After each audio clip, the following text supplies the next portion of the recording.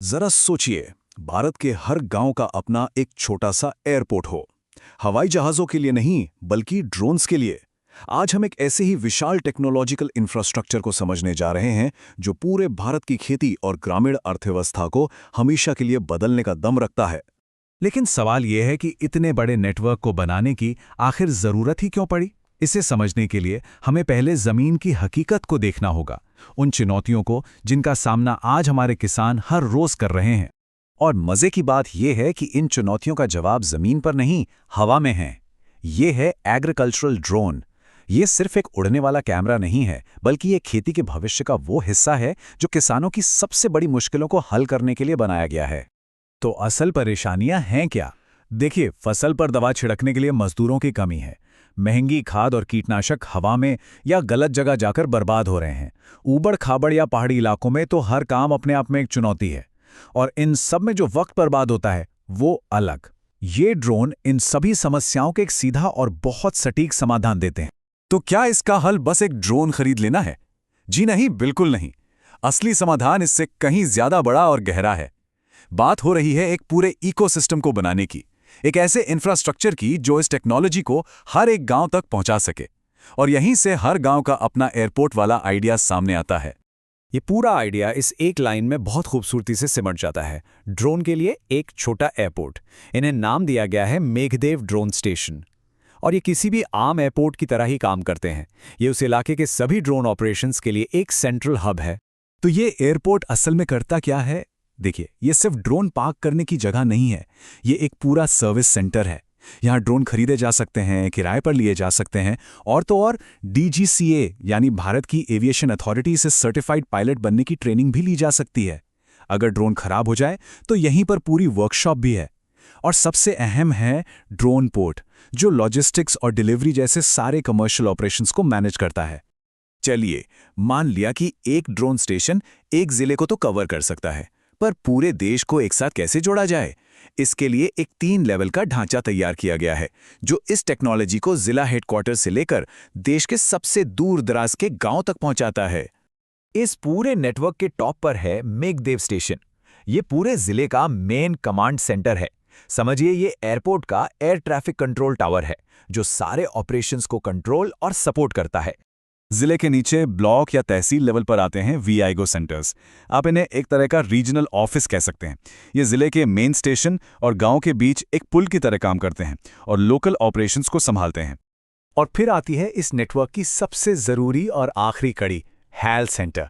ये गांव के अंदर मौजूद एक डिजिटल कियोस्क है, जो ड्रोन सर्विसेज को सीधे किसान के दरवाजे तक ले जाता है।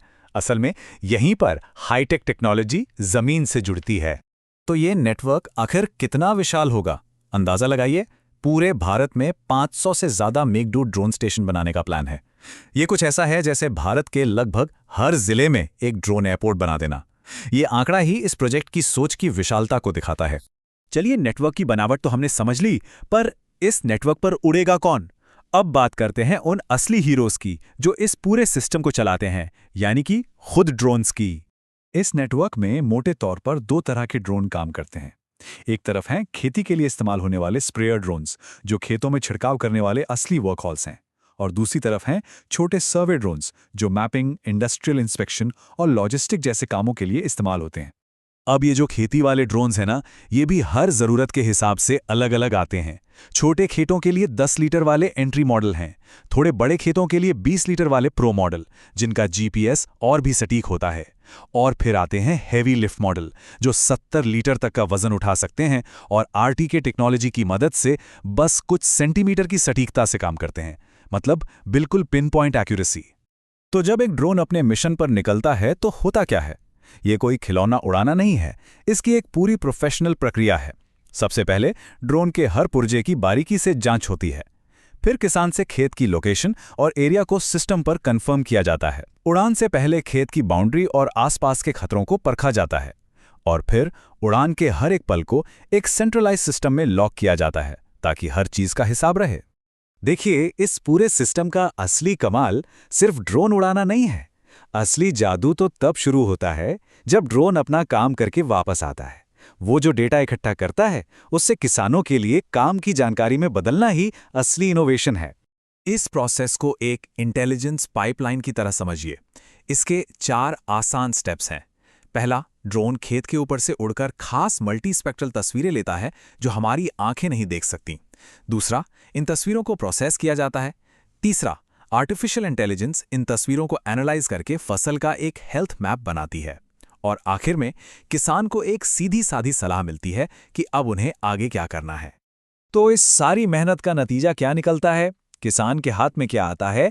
उन्हें मिलती है अपनी फसल की हेल्थ रिपोर्ट, जिससे पता चलता है कि कीड़ा या बीमारी कहाँ लग रही है। उन्हें अंदाजा मिल जाता है कि पैदावार कितनी होगी। उन्हें सिंचाई के लिए सलाह मिलती है ताकि पानी की बर्बादी न हो। ये सिर्फ डेटा नहीं है, ये खेती को स्मार्ट तरीके से करने का एक नया नजरिया है। तो टेक्नोलॉजी और डेटा की बात हो गई, पर इन सब का असली मतलब क्या है? जब ये हाईटेक इकोसिस्टम गांव-गांव तक पहुंचेगा तो हमारे समाज और हमारी अर्थव्यवस्था पर इसका क्या असर पड़ेगा? और यहीं पर इस कहानी का सबसे खूबसूरत और मानवीय पहलू सामने आता है। ये सिर्फ टेक्नोलॉजी के बारे में नहीं है, ये लोगों के बारे में है। हल दीदी जैसे प्रोग्राम के जरिए ग्रामीण महिलाओं को इन HEL सेंटर्स को चलाने की ट्रेनिंग दी जा रही है। वो अब सिर्फ खेती नहीं कर रही हैं, बल्कि टेक्नोलॉजी एंटरप्रेन्योर्स बन रही हैं, जो अपने पूरे समुदाय को एक नई राह दिखा रही हैं। तो कुल मिलाकर ये सिर्फ खेती सुधारने का प्रोजेक्ट नहीं है, ये गांव की अर्थव्यवस्था को मजबूत कर रहा है, नए रोजगार पैदा कर रहा है और गांव के लोगों में बिजनेस करने का जज्बा पैदा कर रहा है। ये उस डिजिटल भारत के सपने को साकार करने की तरफ एक बहुत ही ठोस कदम है, जहां तरक्की के मौके सिर्फ शहरों तक ही सीमित नहीं रहेंगे। तो अगली बार जब कोई आसमान की तरफ देखेगा तो शायद सिर्फ बादल या पंछी नहीं दिखेंगे।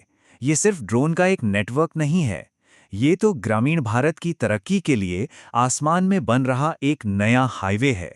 और एक बार सोच कर देखिए, जब विकास के लिए जमीन की सीमाएं टूट जाएं और आसमान ही नया रास्ता बन जाए, तो संभावनाएं कितनी अनंत हो सकती हैं।